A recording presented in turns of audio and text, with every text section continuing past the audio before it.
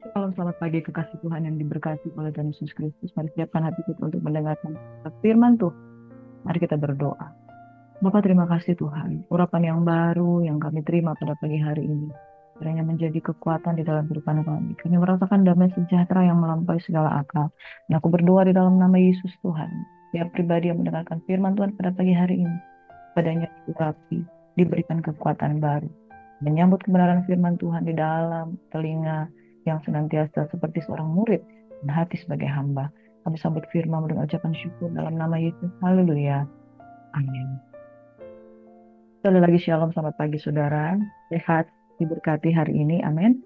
Mari kita lanjutkan untuk merenungkan kebenaran Tuhan dari Injil Yohanes pasal yang kedua ayat 12 hingga ayat yang ke-15. Sudah itu Yesus pergi ke Kapernaum bersama-sama dengan ibunya dan saudara-saudaranya dan murid-muridnya. Dan mereka tinggal di situ hanya beberapa hari saja. Ketika hari raya orang Yahudi sudah dekat, Yesus berangkat ke Yerusalem. Dalam bait suci didapatinya pedagang-pedagang kambing dan merpati dan penukar-penukar uang duduk di situ. Ia membuat cambuk dari tali lalu mengusir mereka dari bait suci. Dan semua kambing domba dan lembu mereka. Uang penukar-penukar dihamburkannya ke tanah dan meja mereka dibalikkannya. Kepada pedagang-pedagang merpati ia berkata, ambil semuanya ini dari sini. Jangan kamu membuat rumah Bapakku menjadi tempat berdiri. Maka teringatlah murid-murid bahwa ada tertulis, cinta untuk menguskan aku. Orang-orang Yahudi menentang Yesus, katanya. Nah, apakah dapat engkau tunjukkan kepada kami bahwa engkau berhak bertindak demikian? Jawab Yesus kepada mereka, rombak bait Allah ini dan dalam 3 hari aku akan mendirikannya kembali. Lalu kata orang Yahudi kepadanya, 46 tahun orang mendirikan bait Allah ini dan engkau dapat membangunnya dalam 3 hari. Tetapi yang dimaksudkannya dengan bait Allah ialah tubuhnya sendiri. Kemudian sesudah itu bangkit dari antara orang mati. Barulah teringat murid-murid bahwa hal itu salah dikatakannya. Mereka pun percayalah akan kitab dan akan berkata telah diutus. Dan sementara ia di Yerusalem selama hari raya Paskah, banyak orang percaya dalam namanya karena mereka telah melihat tanda-tanda yang diadakannya. Tapi Yesus sendiri tidak mempercayakan dirinya kepada mereka karena ia mengenal mereka semua. Dan karena tidak perlu seorang pun memberi kesaksian kepadanya tentang manusia. Sebab ia tahu apa yang ada di dalam hati manusia. Saudara yang diberkati oleh Tuhan Yesus, firman Tuhan pada pagi hari ini mengingatkan kita betapa pentingnya bait suci dihormati dan tidak dikotori dengan rupa-rupa segala macam kejahatan, pandagang, keuntungan, mencari keuntungan dan lain. Apa yang diberkati? Ketika hari raya Paskah itulah ketika hari Paskah orang itu dijadikan. Nah, di Yerusalem karena menjelang hari raya Paskah, jadi begitu banyak orang yang mempersembahkan kurban, begitu banyak orang yang merayakan perayaan ini. Perayaan Paskah ditandai dengan berbagai-bagai kegiatan, terutama itu betul-betul mencapai puncak. Nah, karena ini sedang menjelang hari Paskah, itu banyak sekali terdapat pedagang-pedagang kain kambing domba, mati, semua umat. Karena dari segala kota, dari segala bangsa, orang itu datang kembali mempersembahkan korban. Jadi kenapa ada penukar-penukar uang? Saudaraku yang diberkati oleh Tuhan Yesus Kristus, keadaan ini membuat Yesus marah. Saudaraku yang diberkati, Tuhan mencari orang yang murni untuk mencari Tuhan. Bukankah di bait suci mereka diajarkan untuk mempersembahkan korban? Bukankah korban yang berkenan kepada Tuhan dan korban yang tidak bercacat celah? Mereka berpusat korban itu kepada hewannya. Dicari hewan yang terbaik, dicari hewan yang tidak bercacat celah untuk menebus dosa bangsa Yahudi, sehingga mereka melupakan motivasi hati itu yang lebih penting dari apa yang kamu persembahkan. Tidak ada satupun korban yang sempurna yang dapat mereka persembahkan kepada Bapa kalau hati mereka tidak dikuasai dengan pertobatan. Bukankah persembahan itu tujuannya adalah untuk pertobatan? Persembahan korban, persembahan, korban syukur, korban sajian, korban pilihan. Jenis korban itu saja ada 5, saudara. Korban makan, saudara, korban penebus dosa, penebus apa. Nah, saudara, aku yang jenis-jenis korban ini bukan soal hewan ternaknya, Tetapi motivasi di balik itu untuk korban pemberian itu untuk korban penebus salah, penebus dosa, untuk yang Tuhan lihat itu pertobatan. Korban bakaran, bagaimana korban itu menjadi korban yang berbohong menghadap. Sedangkan motivasi orang-orang mempersembahkan korban pada waktu itu motivasinya dagang, saudara. Dan bagaimana motivasinya cari gampang. Karena kesulitan mungkin lebih gampang orang mengambil korban persembahan yang sudah dijual di dekat situ daripada dibawa dari jauh-jauh dari rumah. Mereka berdagang di situ, saudara. Akibatnya, bait Allah itu menjadi kotor, bau, dan penuh dengan motivasi orang mencari untung. Bisa saja, saudara, kalau engkau bawa hewan ternak dari rumah, engkau bawa dari milikmu sendiri itu murah. Tapi kalau engkau membeli itu yang sudah dijual di dekat bait suci, itu harganya bisa 10 kali lipat, saudara.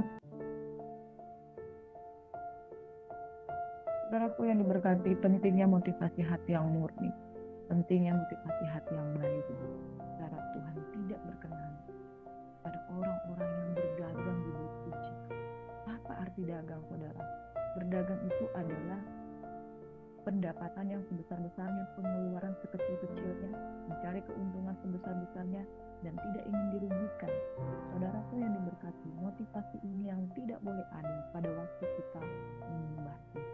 Tuhan mencari orang yang mempersembahkan korban. Roma 12 ayat 1 dan 2. Persembahkanlah tubuhmu sebagai persembahan yang kudus, yang berkenan kepada Tuhan, yang hidup. Persembahan yang hidup itu adalah ibadahmu yang sejati. Yang engkau mempersembahkan yang baik, yang berkenan, dan yang sempurna.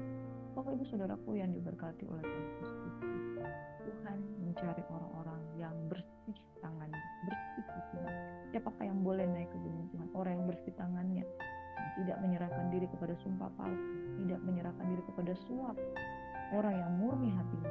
Bapak Ibu Saudaraku yang diberkati oleh Tuhan Yesus Kristus, dari dalam bait suci didapatinya pedagang lembu, diusirnya, membuat cambuk dari tali, mengusir mereka semua dari bait suci dengan semua kambing domba dan lembu mereka, uang penukar yang memberikannya ke tanah, dan meja-meja mereka dibeli.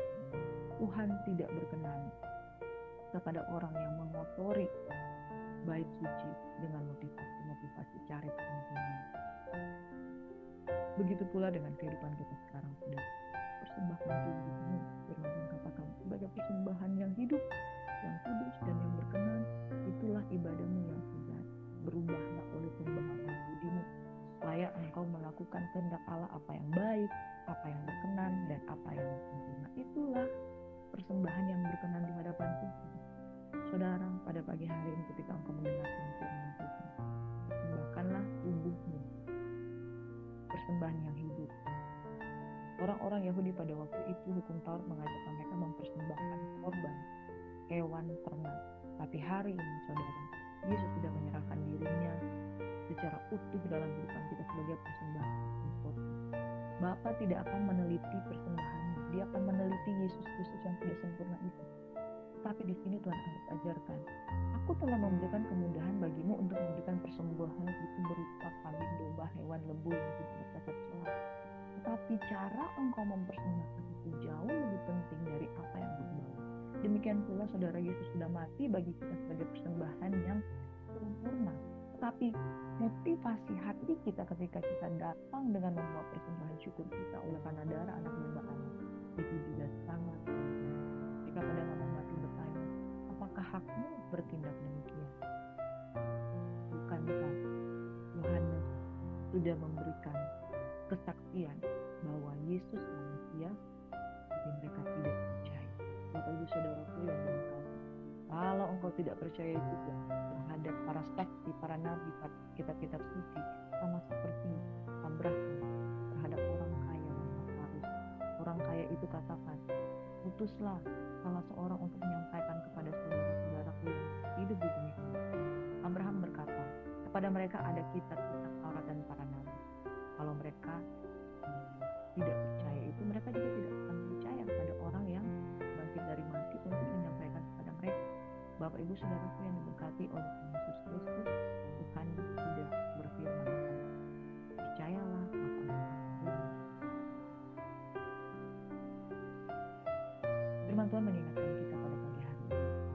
Persembahkan tubuhmu sebagai persembahan itu adalah Yesus Kristus. Tapi saudara, kurban yang sempurna itu harus juga dibarengi dengan motivasi hati kita berubah baharuan budi. Amen. Berubahlah oleh pembaruan budimu supaya engkau melakukan kehendak Allah, engkau mengerti kehendak Allah, sehingga engkau melakukan apa yang baik, apa yang berkenan, dan apa yang sempurna. Itulah ibadah yang sejati. Amin. Tuhan Yesus kiranya memberkati kita semua. Mari kita katakan, Bapa, biarlah kami mempersembahkan tubuh kami sebagai persembahan yang hidup, yang kudus, dan yang berkenan